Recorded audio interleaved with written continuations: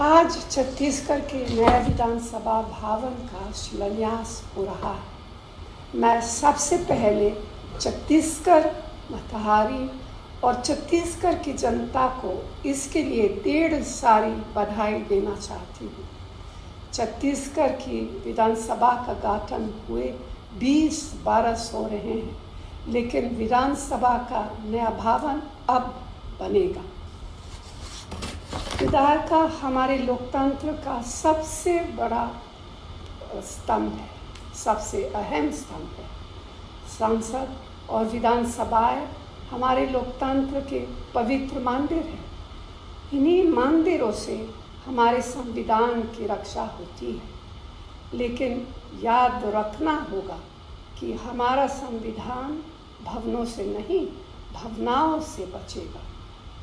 इन भवनों से दूषित और गलत भावनाओं के प्रवेश को रोकना होगा, तभी हमारा संविधान बचेगा। हमने पिछले 7 दशकों में एक बड़ी दूरी तय की, कई चुनौतियों का सफलतापूर्वक सामना किया है और कई बड़ी समस्याओं से छुटकारा पाया है। लेकिन हम अपने पूर्वजों के सपनों से सब अभी भी बहुत दूर है।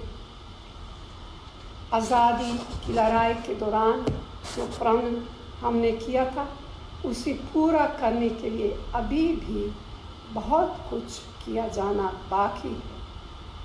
पिछले कुछ समय से हमारे देश को पटरी से उतारने की कोशिश की जा रही है।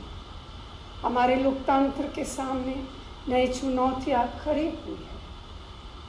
आज देश 2 रास्ते पर खड़ा है, गरीब विरोधी, देश विरोधी।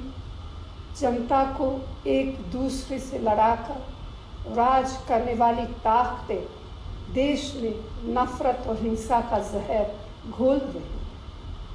अच्छी सोच पर गलत सोच हावी होती जा रही है। अभिव्यक्ति की स्वतंत्रता खतरे में है। लोकतांत्रिक संस्थाएं ध्वस्त की जा रही है और लोकशाही पर तानाशाही का प्रभाव बढ़ रहा है।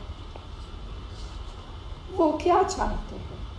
वो चाहते हैं हिंदुस्तान की आवाम, हिंदुस्तान के युवा, हमारे आदिवासी, हमारी महिलाएं, हमारे किसान, दुकानदार और छोटे व्यापारी, हमारे जवान सभी अपना मुंह बंद रखें।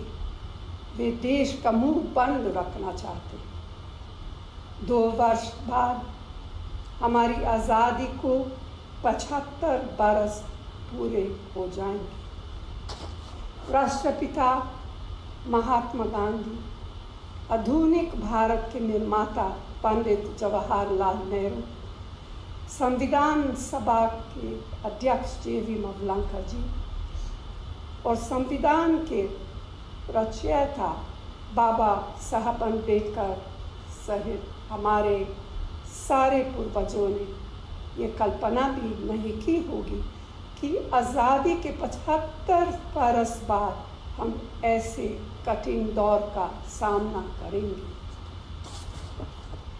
जब हमारा लोकतंत्र और संविधान ही खतरे में पड़ जाएगा। आज हमारे लिए एक महत्वपूर्ण दिन है, जब हम एक नए विधानसभा भवन की बुनियाद रख रहे हैं और यही वह दिन है जब हम अपने लोकतंत्र की बुनियाद को सुरक्षित रखने की शपथ लें।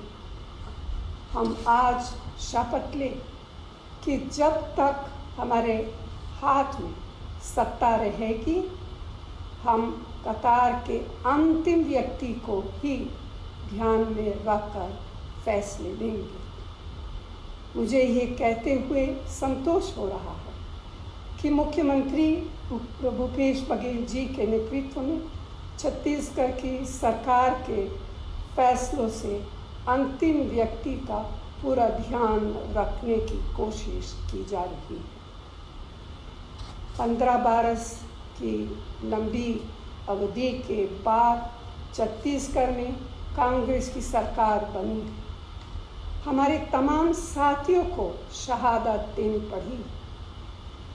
पिछले वर्षों में छत्तीसगढ़ में जो हुआ वह उदाहरण है कि एक दिशाहीन और विचारहीन सरकार जनहित के बारे में कभी नहीं सोच सकती।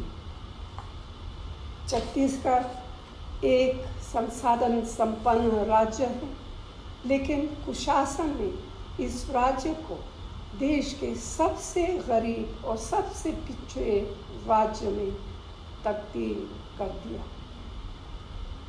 मुझे प्रसन्नता है कि हमारी सरकार ने सही दिशा में काम करना शुरू किया, चाहे किसानों की कर्ज माफ़ी हो, बस्तर के आदिवासियों की ज़मीन लौटाना हो, राजीव गांधी किसान न्याय योजना और गोधान न्याय योजना तक का सफ़र 1.5 साल में पूरा करना सराहनीय कदम है। कुपोषण के खिलाफ अभियान से लेकर हाट बाज़ार में इलाज और दवा का इंतज़ाम करने की योजना बनी। तेंदुपत्ता के मज़दूरों को उनकी मेहनत का सही भुगतान हो रहा है। यह खुशी की बात है कि भूपेश बघेल जी अपने सहयोगियों के साथ छत्तीसगढ़ में समावेशी दृष्टिकोण से लोगों के दिलों को जीत रहे हैं। यही सरकारों का कर्तव्य भी होता है। इन्हीं शब्दों के साथ छत्तीसगढ़ के नए विधानसभा भवन के शिलान्यास के अवसर पर आप सभी को बहुत बहुत शुभकामनाएं देती हूँ। जय हिंद।